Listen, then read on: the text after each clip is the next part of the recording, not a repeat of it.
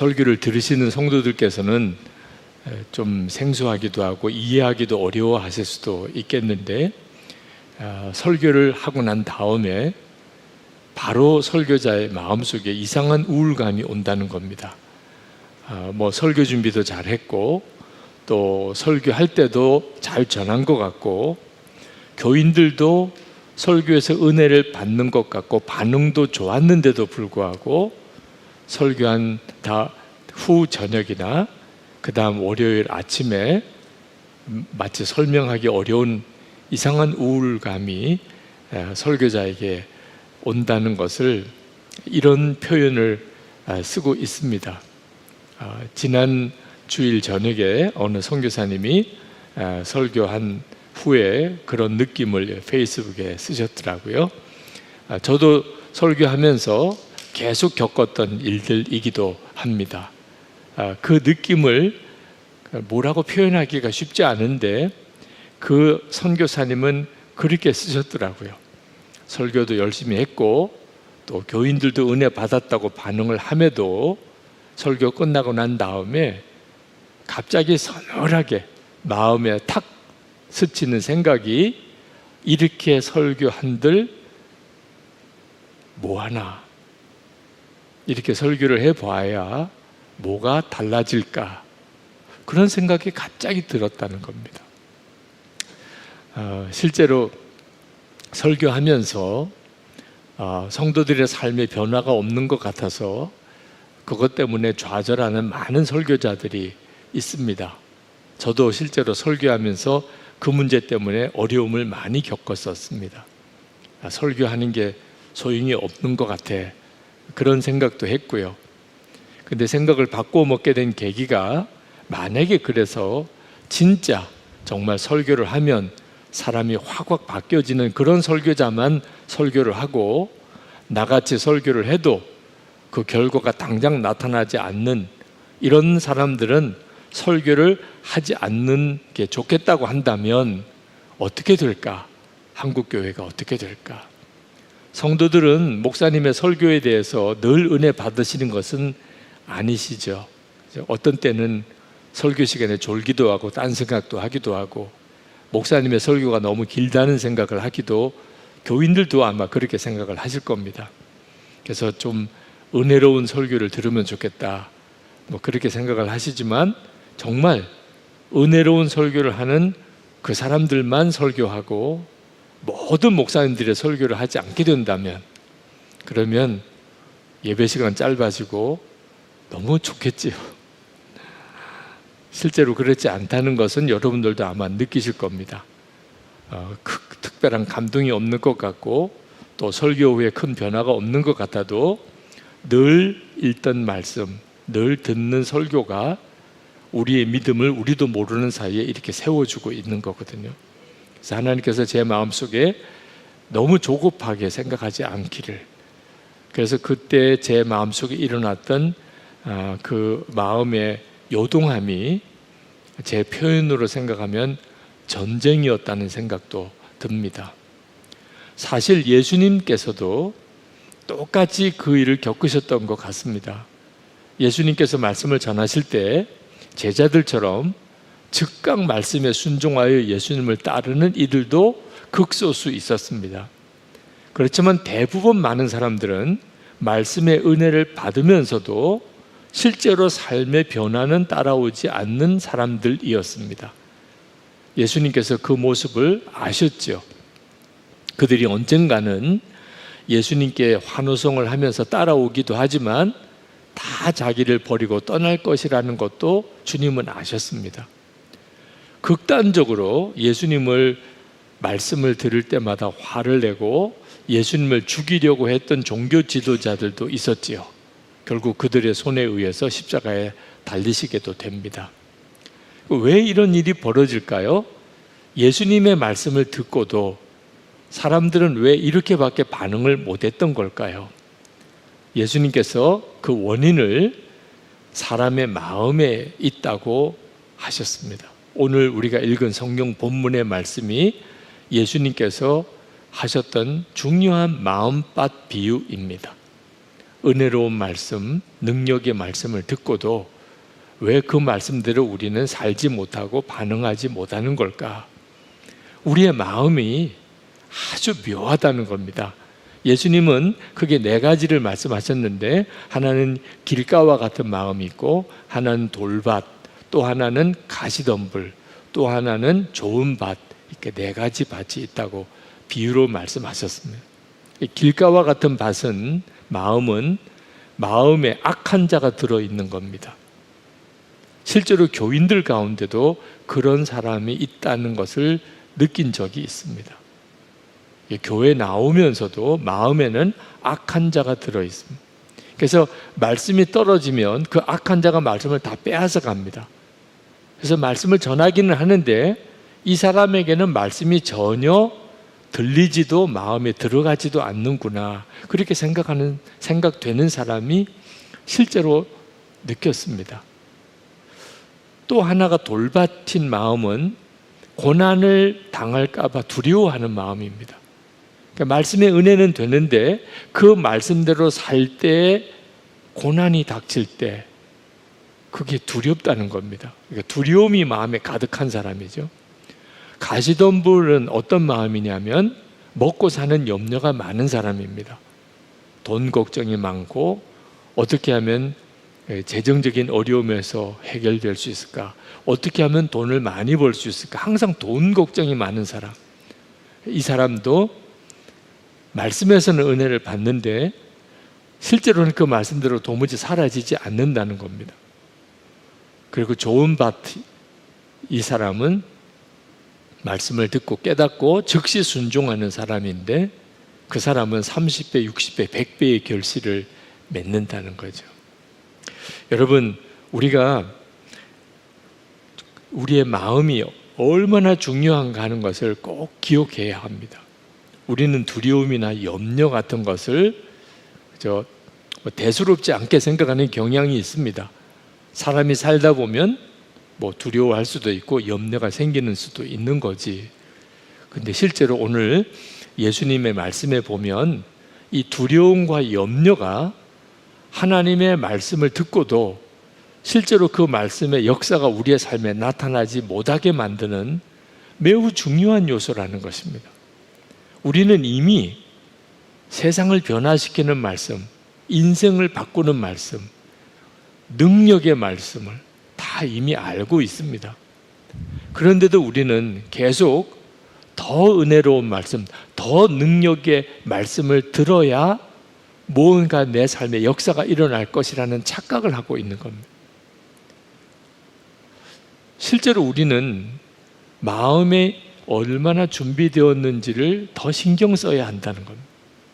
이미 우리가 읽고 있는 성경 말씀만 가지고도, 그 중에서 특별히 중요한 그런 성구라고 우리가 뽑은 그런 성구만 가지고도 인생이 뒤바뀌는 역사가 일어날 수 있는 말씀들입니다. 문제는 우리 마음이 준비가 안 돼 있는 겁니다. 두려움은 여전히 많고 우리 마음속에 염려가 가득하고 악한 자가 우리 속에 들어와 있고, 그러면 아무리 은혜로운 말씀을 듣고 또 강력한 말씀을 들었다 할지라도 반응은 올 수 있지만 실제로 말씀이 나를 바꿀 수 없는 거죠.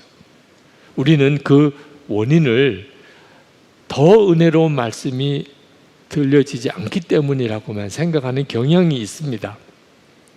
오늘 말씀을 준비하면서 정말 예수님과 동행하려고 하는 많은 성도들이 마음 준비에 눈이 열리면 정말 좋겠구나. 그것이 주님의 마음이라는 것이 너무나 강하게 느껴졌어요. 염려와 두려움은 항상 우리 속에 계속 역사합니다. 그런데 그 영적인 심각함을 아셔야 합니다. 만약에 우리가 어린 아이가 밤이 되어서 어두워서 혼자 있어야 될 때 당연히 아이들은 두려워합니다. 혼자 있기 싫다고 그러고 혼자 있는 게 무섭다고 그러고, 그럴 때 어른들은 참 안타깝습니다. 아무렇지도 않은 거야. 그저 밤이 된 것뿐이고 혼자 있는 것인지, 그렇다고 그래서 너가 큰 위험에 빠진 건 아니야. 너 마음만 담대하게 먹으면 얼마든지 혼자 잘 있을 수 있어. 그건 어른들 생각인 거죠. 아이들은 어두운 밤이 되었고 또 혼자 있다는 것 자체가 무서운 거예요. 근데 여러분, 어른들도 좀 시험이 닥치고 어려운 문제가 생기게 됐을 때 두려운 마음이 확 들 때가 있습니다. 그죠? 그건 당연히 두려워할 만한 일이 생겼기 때문에 두렵다고 생각하는 경향이 있습니다. 내가 두려운 것은 어쩔 수 없는 일이야. 여러분, 어린 아이들이 딱지 놀이 하다가 딱지를 다 잃어버리고 그게 너무 속상해서 펑펑 우는 아이를 보면 어른들이 보기에는 그 우는 아이의 마음이 너무 애처로운 거예요. 아무것도 아니니까. 야, 그거 딱지 잃어버린 거야. 그 딱지는 실제로는 아무 소용이 없는 거라고. 그냥 아이들 마음은 그렇지 않지요. 딱지가 그 아이에게는 전 재산인 거예요. 네. 세상이 다 꺼진 것 같은 정말 마음이 무너지는 심정이죠. 그런데 어른들도 돈이 없으면 또는 재산을 잃어버리는 일이 생기면 그러면 재정에 대한 염려에 확 사로잡히게 됩니다. 한번 실패를 겪고 나면 그러면 염려 때문에 정말 안절부절하지 못합니다. 그건 어쩔 수 없는 일인가요? 세상 살다 보면 당연히 돈이 있어야 되는데 돈이 없으니 염려할 수밖에 없지요. 여러분, 죽고 난 다음에 하나님 앞에 섰을 때를 생각해 보세요. 하나님 앞에 섰을 때 내가 그때 그렇게 두려워했던 일들, 내가 그때 그렇게 염려했던 재정의 문제들, 그게 어린 아이들이 밤에 혼자 있다고 무서워하거나 또는 딱지 다 잃어버렸다고 슬퍼하는 거랑 다를 바가 하나도 없다는 사실을 그때 가면 다 알게 됩니다. 무서워할 이유도 없는 것을 무서워하고 염려할 필요가 없는 것을 염려하느라고 실제로 내 인생 전체를 다 허비해버린 거예요. 결국 남는 건 뭡니까? 하나님을 위해서는 아무것도 한 일이 없는 거예요. 하나님의 나라를 위해서는 아무것도 한 게 없어지게 됩니다.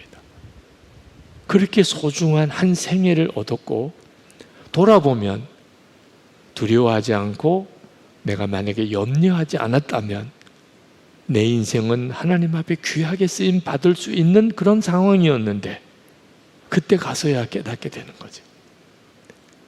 두려움과 염려가 심각한 일입니다. 우리 마음 속에 들어와서 우리의 인생 전체를 다 망가뜨리는 거예요. 그러니까 우리의 마음에는 사실 지금 무서운 전쟁이 벌어지고 있는 것입니다. 그 사실에 대해서 눈이 뜨여야 하는 거예요. 여기에는 무서운 마귀의 역사가 함께 있습니다. 그래서 오늘 이 말씀을 여러분에게 꼭 드리려고 하는 것입니다. 마귀는 우리로 하여금 온통 어느 한 곳에 정신을 다 쏟게 만듭니다. 세상 재미나 또는 스포츠나 아까 우리 영상에 나오신 간증자처럼 야구나 스포츠에 몰두하는 사람들이 있습니다. 또는 근심과 걱정에 온통 빠져 사는 사람이 있습니다. 어떻든지 성공해야 되겠다고 아주 눈에 불을 켜고 사는 사람들도 있습니다. 우리가 살다 보면 정말 다양한 사람들을 만나는데 한결같이 무언가 마음을 확 뺏겨버린 상태에 있는 거죠. 마귀가 그렇게 우리를 만듭니다. 별것 아닌 건데 이렇게 표현하는 것도 사실 화나게 만들 수도 있습니다. 네. 지나고 나면 깨닫는 거예요. 별것 아닌 건데 그때 당시에는 그건 세상 전체와도 바꿀 수 없는 심각한 문제인 거죠. 그런 문제라고 생각하고 화를 내고 그것 때문에 밤잠을 자지 못하고 마귀가 그렇게 만들어요. 어떤 때는 정말 세상이 다 꺼질 것 같은, 이제 나 다 끝장난 것 같은 생각으로 우리를 몰아가기도 합니다. 예기치 않은 사고가 생겼습니다. 또 예기치 않은 어떤 질병이 내게 닥쳐왔습니다. 마음이 비탄한 상태에 빠지죠. 여러분, 사고는 사고고 마음은 마음입니다. 이 둘을 꼭 연결시킬 필요가 없습니다. 그런데 우리는 그렇게 하지 못합니다. 어려운 일이 생기고 사고가 생기면 내 마음도 따라 덩달아 거기에 완전히 무너져 버립니다. 어쩔 수 없는 일이라고 생각하는 거죠. 너무 좋은 일이 생길 때도 마찬가지입니다. 돈이 갑자기 많이 벌렸거나 하던 일이 성공했거나 자녀들이 좋은 대학에 들어갔거나 이런 일들이 생기면 말할 수 없이 기뻐합니다. 마치 세상을 다 얻은 것처럼. 그것도 사실 굉장히 조심해야 합니다. 왜냐하면 완전히 마음을 빼앗겨 버리는 것과 같은 상태에 있게 되기 때문입니다. 너무나 중요한 것을 놓치게 만드는 거예요. 유명한 강해 설교자였던 척 스미스 목사님, 그 목사님이 처음 교회를 개척했을 때 본인이 그때 이야기를 하신 겁니다. 재정적으로 굉장한 압박을 받는 일이 있으셨대요. 갑자기 큰 돈이 필요했던 거죠. 마련할 길이 없었어요. 하나님 앞에 간절한 마음으로 기도는 했지만 그런 돈이 갑자기 생길 때가 없다고 생각하고 마음이 참 힘들었는데 갑자기 어느 여성도님으로부터 전화가 온 거예요. 그분이 기도하는데 하나님께서 목사님에게 헌금을 보내라는 마음을 주셨다는 겁니다. 그래서 그 돈을 목사님에게 송금을 했습니다. 깜짝 놀랐어요. 꼭 필요한 바로 그 액수의 돈이었어요. 이건 진짜 하나님이 하신 일이잖아요. 그 척 스미스 목사님이 그 전화를 끊고 아내를 큰 소리로 불렀대요. 아내 이름을. 아내가 깜짝 놀라서 오니까 그 아내의 손을 붙잡고 덩실덩실 춤을 췄대. 재정 문제가 해결이 됐어. 정말 기적이 일어났다고. 근데 그때 갑자기 그 목사님의 마음에 주님의 음성이 들리는 거예요. 야, 너 너무 좋아하는 것 같다. 갑자기 목사님이 가슴이 철렁 내려앉았어요. 너 너무 좋아하는 것 같다. 너 나 때문에 너무 좋아서 내 아내 손을 붙잡고 그렇게 춤춰 본 적이 있었냐? 그때 그 목사님이 정말 주님 앞에 무릎을 꿇고 회개했다는 거예요. 주님, 제가 어느 순간에 주님보다도 돈을 더 좋아하는 그런 마음이 된 것을 몰랐습니다. 여러분, 정말 잘 분별해야 돼요.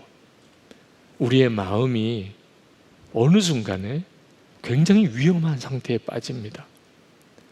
그 배후에 마귀가 역사하는 거예요.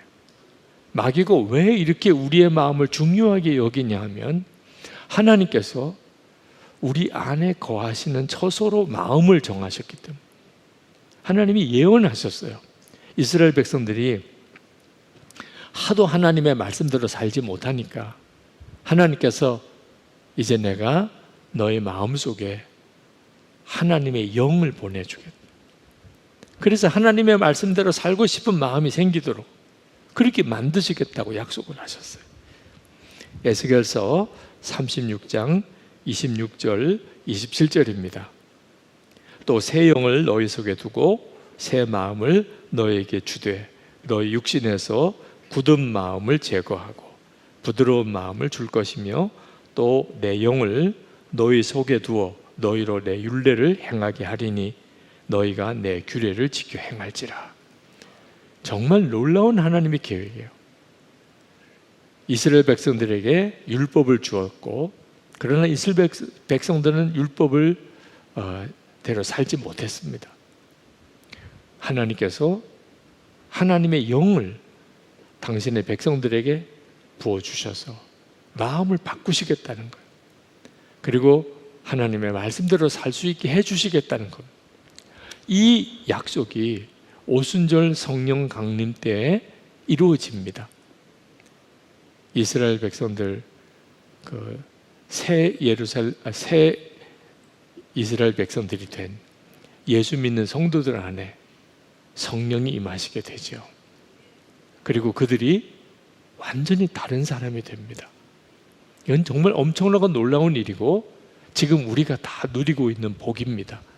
우리 안에 성령이 오셔서 우리로 하여금 하나님의 백성으로 살아가게 하고 있는 거죠. 그런데 실제로 그런 엄청난 은혜를 받고도 많은 그리스도인들이 실제로 하나님의 말씀대로 살지 못합니다. 하나님의 말씀대로 산다는 것을 엄두도 못 내는 사람들이 있습니다. 성령이 자기 안에 임했는데도요. 이유가 마귀가 이런 놀라운 은혜의 역사가 우리에게 임한 것을 잘 알고 있어요. 그래서 마귀도 어떻게 역사하느냐 하면 우리로 하여금 성령의 역사하심에 따르지 못하도록 완전히 우리의 마음을 혼미하게 만들어 버리는 거예요. 고린도후서 4장 4절입니다.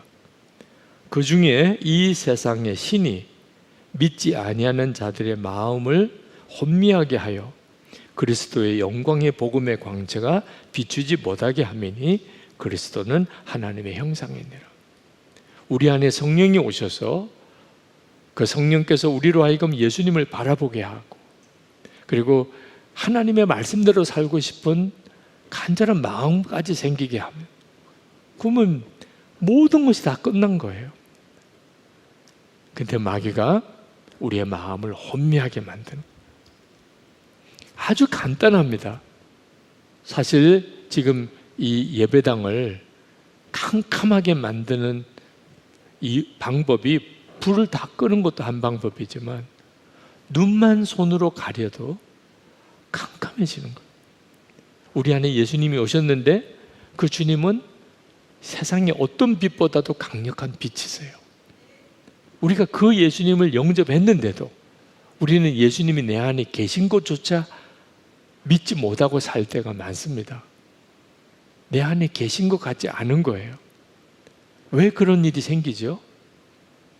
마음을 혼미하게 하는. 그러면 끝난 거예요.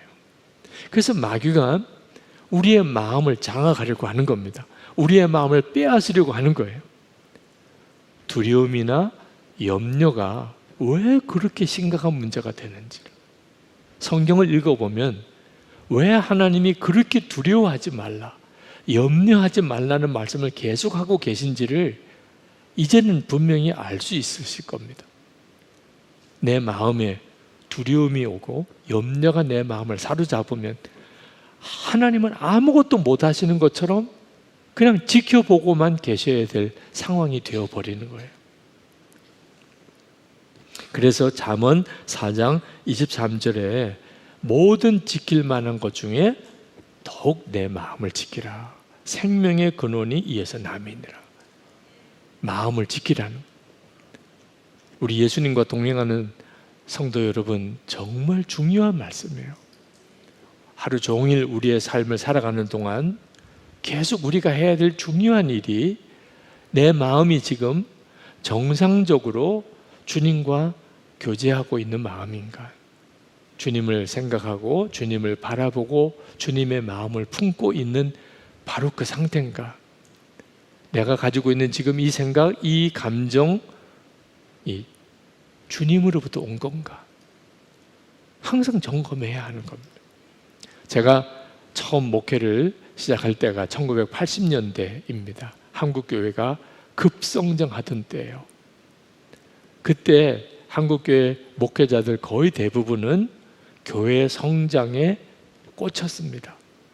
교회는 성장해야 되고 교회가 성장하는 것은 하나님의 뜻이고 그게 진짜 하나님이 사랑하시고 복을 주시는 목회자, 그런 교회라고 생각했던 거예요. 열심히 그렇게 교회 성장을 위해서 목회를 했는데 점점점 제 마음이 답답한 겁니다. 내가 잘 가는 걸까? 잘하는 걸까? 교회는 교인 수는 늘어나고 또 교회는 커지고는 있었지만 제 마음속에 항상 더 큰 교회, 더 많은 교인, 거기에 대해서 항상 마음이 조급해 있는 거예요. 이미 있는 교인에 대한 감사와 기쁨과 사랑으로 섬기는 것보다 항상 더 많은 교인이 있어야 한다고 생각이 드는 거예요. 뭔가 문제가 있다는 느낌이 들기 시작했습니다. 정말 이렇게 하는 게 맞을 건가? 그때 깨달았습니다. 아, 교회 성장을 목적으로 삼는 것은 미혹일 수 있겠구나. 너무 당연할 거라고 생각했어. 그런데 이게 미혹일 수 있다는 것을 알게 된 거예요. 제가 정말 붙잡아야 될 것은 예수 그리스도 그분이셨어요. 정말 너무 비슷해 보이잖아요. 그죠? 어떤 게 더 좋고 나쁘고 이렇게 볼 수 없는 문제잖아요. 그렇기 때문에 대부분의 목회자들과 성도들이 분별을 하기 어려워합니다. 예수 그리스도 그분을 생각하지 못하게 만드는, 그게 마귀의 전략입니다. 마귀는 우리를 괴롭히려고, 그게 목적이 아니에요. 마귀의 목적은 예수님을 바라보지 못하게 하는 겁니다. 그러면 그 다음은 저절로 마귀가 하자는 대로 가는 거예요. 주님만 바라보지 못하면, 내 마음에 예수님이 오셨음을 전혀 믿지 못하게, 생각하지 못하게 하는, 때때로 그것 때문에 너무 좋은 일이 생길 수도 있는 겁니다. 성공한 것 같고 다 잘 된 것 같고 나는 부족함이 없는 것 같고, 그러나 그 영혼은 완전히 마귀에게 사로잡혀져 버린 그 상태가 되어 있을 수 있는 거예요. 항상 주님을 바라보면서 점검하지 않으면 대부분 다 속습니다.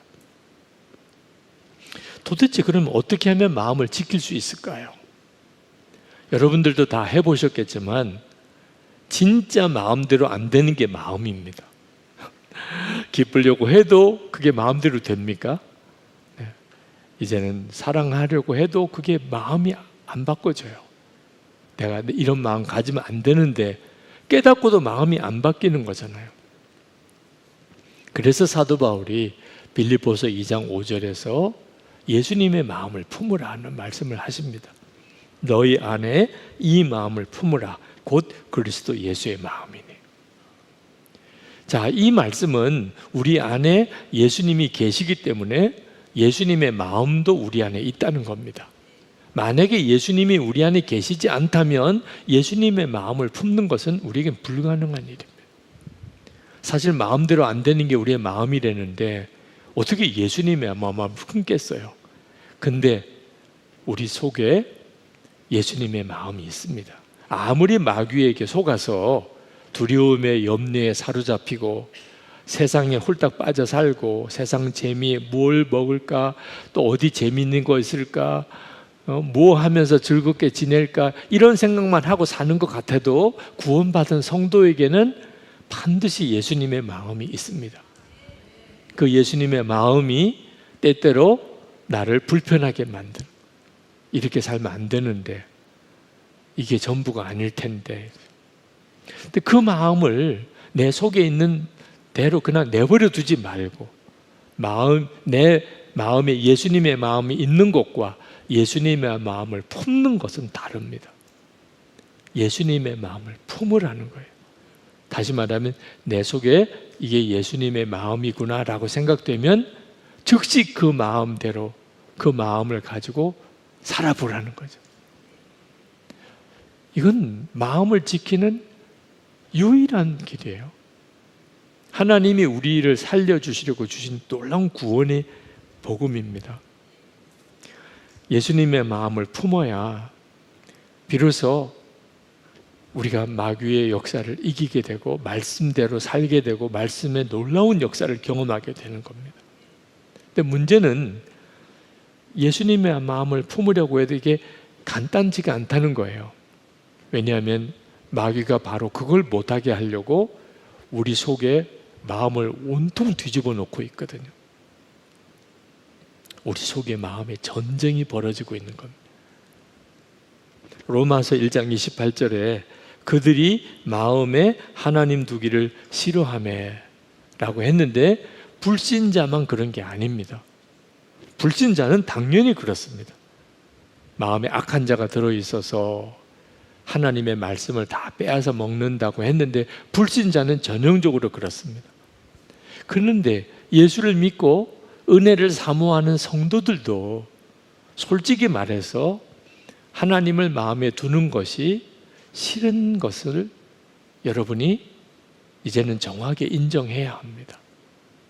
하나님을 마음에 두는 것. 예수 동행일기를 써보시라고 하면 동행일기를 쓰면서 주님을 생각만 하는 것조차도 싫어하는 교인들이 있습니다. 어떻게 그렇게 살라는 말입니까? 오늘 간증에 너무 생생하게 그렇게 이야기하셔서 제 설교를 싫어하셨다고 그래서 저는 정말 그런 케이스를 워낙 많이 봤기 때문에 크게 마음에 충격도 안 될 정도이지만 제가 왜 사람들로부터 싫어하는 존재가 됐을까요? 일기 쓰라는 거 하나 때문에. 주님을 바라보는 일기를 써보라는 거. 그게 그렇게 싫다는 거예요. 우리의 마음속에 주님이 내 마음에 들어와 계신 것 자체를 본능적으로 거부하는 그 죄성이 있습니다. 여러분 교회에 담임 목사님 모시고 살으라. 진짜 끔찍한 일이잖아요. 근데 목사님만 모시고 사는 게 끔찍한 게 아닙니다. 친한 친구를 집에서 같이 살으라. 그래도 부부 사이에 마음 맞추기 어려울 거예요. 아내가 싫어하고 남편이 싫어하고 아무리 좋은 친구라도 누군가가 우리 집에 와서 함께 산다는 거, 이건 진짜 부담스러운 일이잖아요. 그런데 내 마음에 집에 와서 사는 것도 아니고 내 마음에 주님이 들어와서 사신다. 우리는 하나님이 천지를 창조하신 하나님이시라고 믿고 노래하고 예수님의 십자가의 은혜에 감사하고 찬양하고 성령께서 정말 우리를 도우시려고 모든 성도들 안에 오셨다고 그렇게 고백하지만 실제로 예수님이 내 마음에 정말 오셔서 이제부터 주님 모시고 산다는 생각을 하는 것은 심리적으로 굉장히 거부해요. 그게 지금 우리의 마음 상태입니다. 예수님의 마음을 품으라. 여기까지 가기 전에 내 마음속에 지금 이렇게 뒤틀려 있는 이 상태가 해결이 안 되면 예수님의 마음을 느낄지라도 품을 수가 없습니다. 왜 우리가 이런 생각을 하느냐 하면 내 마음에 일어나고 있는 이 무서운 전쟁을 정확하게 모르는 거예요. 우리는 예수님의 마음을 품는 것을 부담스러워하지만 실제로는 마귀에게 완전히 마음을 장악하고 점령당해 있는 겁니다. 예수님은 우리가 마음을 품어야 주님은 우리의 삶의 왕 되어주세요. 우리가 주님의 마음을 품으니까. 마귀는 그렇지 않습니다. 마귀는 우리 집의 무단 침입자예요. 내가 허락하지 않았는데도 마귀는 그냥 문을 부수고 들어온 것처럼, 그리고 나를 완전히 강제로 사로잡아요. 마치 정말 극악무도한 폭력배처럼 나를 강제로 사로잡아. 그리고 자기가 원하는 대로 나를 끌고 갑니다. 아무것도 다른 생각 못하게 하고 다른 곳에 눈도 못 돌리게 하고, 그렇게 우리를 마음을 완전히 장악해서 평생 후회하고 진짜 끔찍하고 통탄할 그런 삶을 살게 끌고 다녀요. 분별을 못하니까 자기가 그런 상태인 줄 모르는 겁니다. 자기는 그냥 재미있는 거 찾아 사는 것 같고 그저 세상 즐거운 줄만 생각하고 그냥 하고 싶은 거 마음대로 하는 줄로 생각하는 완전한 착각입니다. 그런 상태가 우리 상태이기 때문에 예수님의 마음을 품는 것은 구원받는 거죠. 구원받는 거. 악한 자에게서부터 노임을 받자는 거예요. 이제는 악한 자의 굴레에서 정말 자유하게 되자는 거예요. 예수님과 함께 동행하며 주님이 주시는 그 말할 수 없는 은혜의 삶을 이제는 누릴 수 있게 되자. 그런 의미인 것을 알지 못하면 예수님의 마음을 품지 않습니다. 오히려 그것이 나를 더 어렵게 만든다고 생각해요. 기가 막히는 일이죠. 한번 마음이 마귀에게 사로잡히고 나니까 말씀을 보고 사는 것, 기도하며 사는 것, 주님과 동행하며 사는 다 싫은 거예요. 그게 나를 더 힘들게 한다고 생각하는 거예요. 마귀에게 마음 빼앗기고 살 거냐, 예수님에게 내 마음을 드릴 거냐, 여러분은 그 둘 중에 하나를 택해야 하는 것뿐이에요. 주님의 마음을 품으면 비로소 시험도 이기고 또 고난도 이기고 마음의 혼란함도 다 극복이 돼요. 상황과 여건이 안 바뀌어도 됩니다. 어느 목사님 따님이 대학에서 공부하다가 해외 대학에 교환학생으로 가는 프로그램에 지원을 했습니다. 그 대학에서 한 학생이 가는 프로그램이에요. 근데 너무 마음이 좌절이 됐습니다. 자기 학교에서 정말 공부 잘하는 선배 학생이 지원했다는 것을 알게 되는 순간, 당연히 그 선배 학생이 선출될 게 너무 뻔한 상황, 너무 마음이 좌절이 되는 겁니다. 그것 때문에 너무 속상하고 마음이 너무 힘들었는데, 근데 기도하는 중에 참 놀라운 은혜가 이 자매에게 일어났어요. 앞으로 내가 평생 살아갈 때 이런 일을 한두 번 겪겠는가? 세상은 온통 이런 선택의 과정이잖아.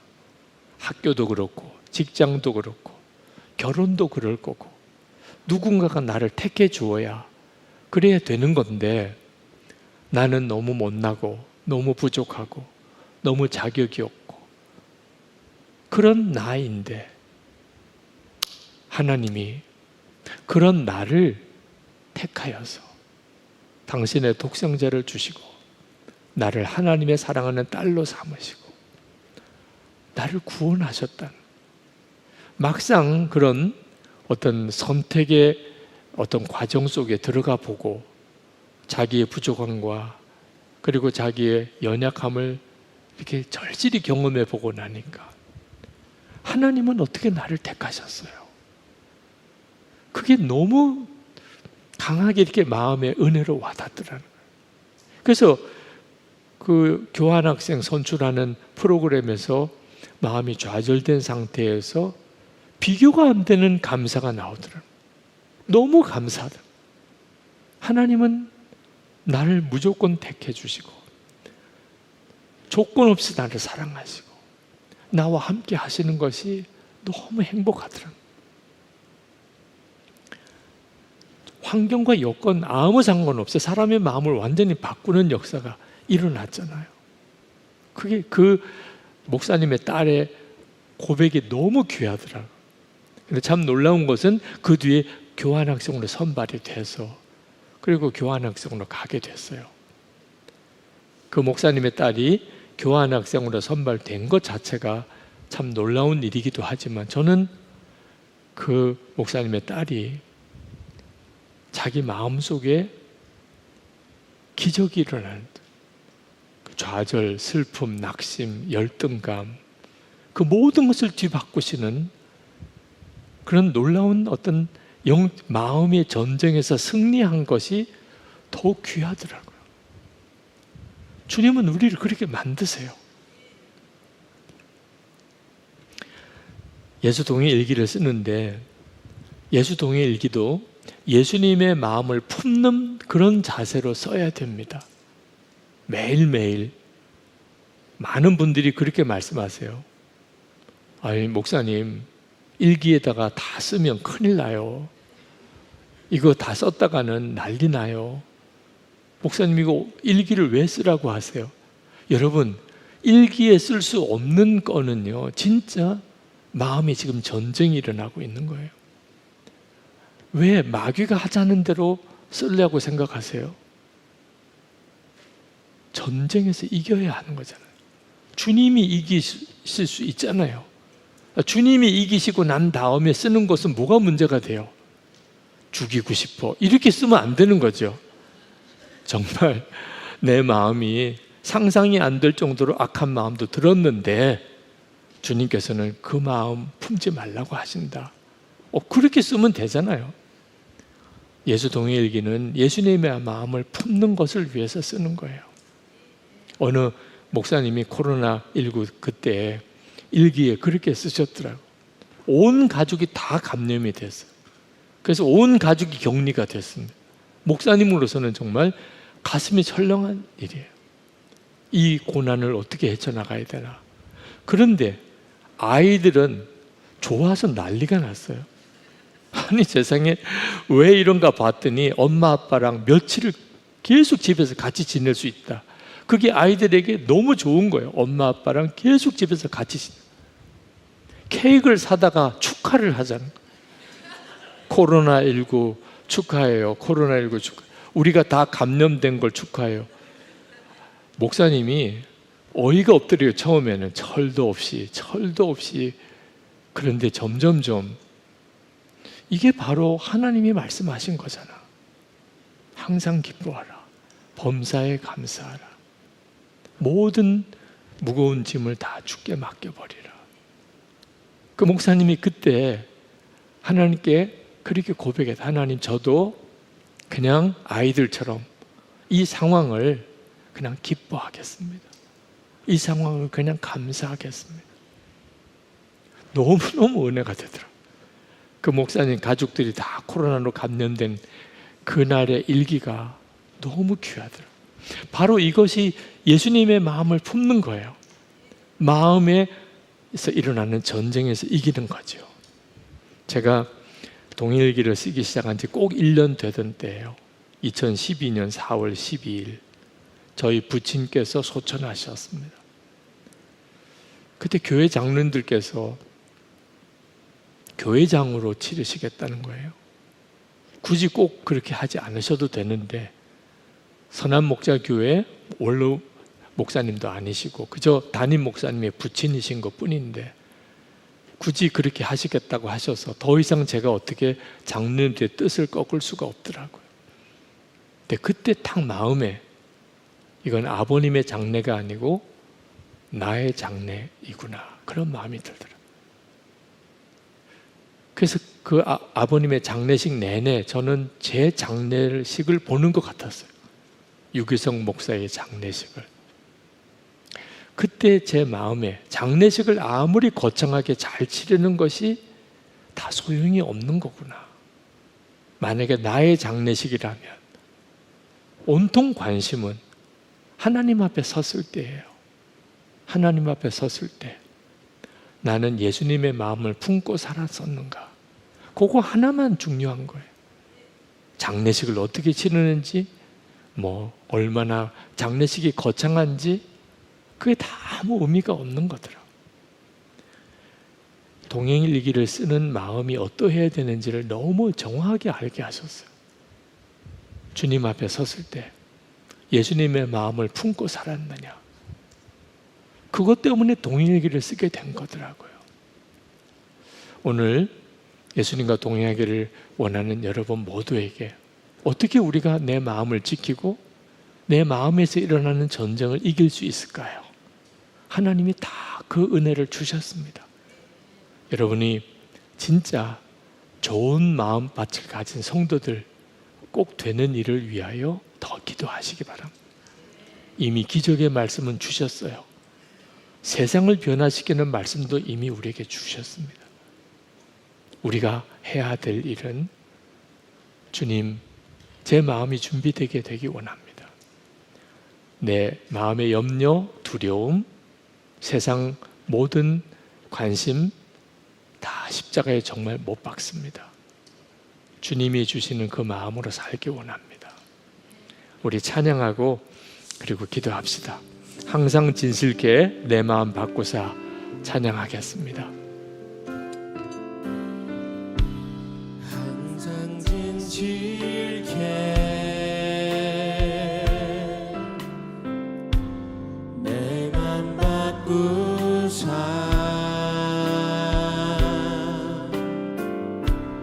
하나님 닮게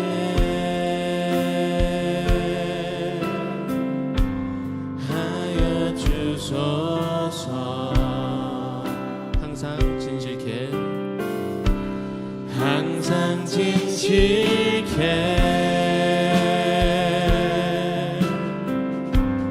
내 맘 바꾸사